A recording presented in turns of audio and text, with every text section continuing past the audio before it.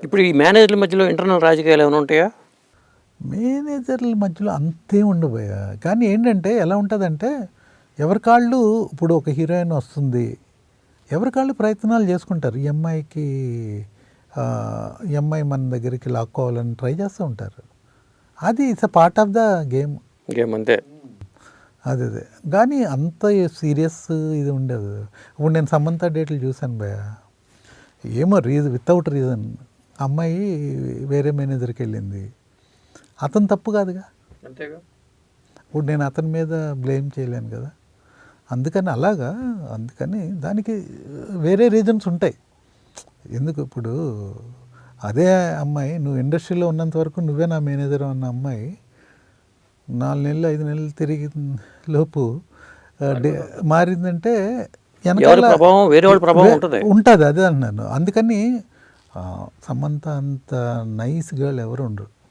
ఎంత మంచి human being అంటే అంత మంచి హ్యూమన్ బీయింగ్. నేను ఆ అమ్మాయిని అయితే పర్మనెంట్గా చాలా నేను అమ్మాయికి చెప్పాను, నువ్వు ₹1 కోటి హీరోయిన్ అమ్మ అని నేను చెప్పాను మొదటే.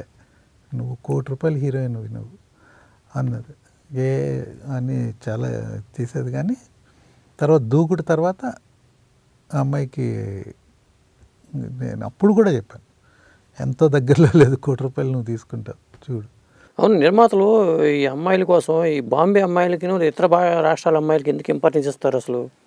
ఇప్పుడు మనకి అలాగా ఏం చెప్పలేము. బాంబేలో ఫ్లెక్సిబిలిటీ ఉంటుంది.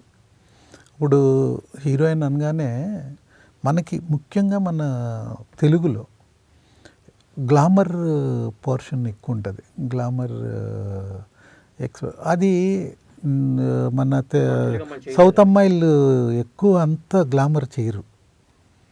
దాంతో ఏంటంటే అందరూ బాంబే బాంబే బాంబే వెళ్తారు తప్ప అదొక్కటే రీజన్. అంతకుమించి ఫ్రీగా ఉంటారు, కొద్దిగా ఫ్రీగా ఉంటుంది అంతే.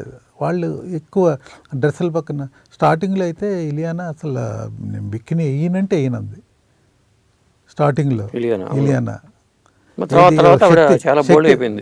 బోల్డ్ అవుట్ ఏంటి అసలు ఫోటోషూట్ ఒకసారి పెట్టింది కదా.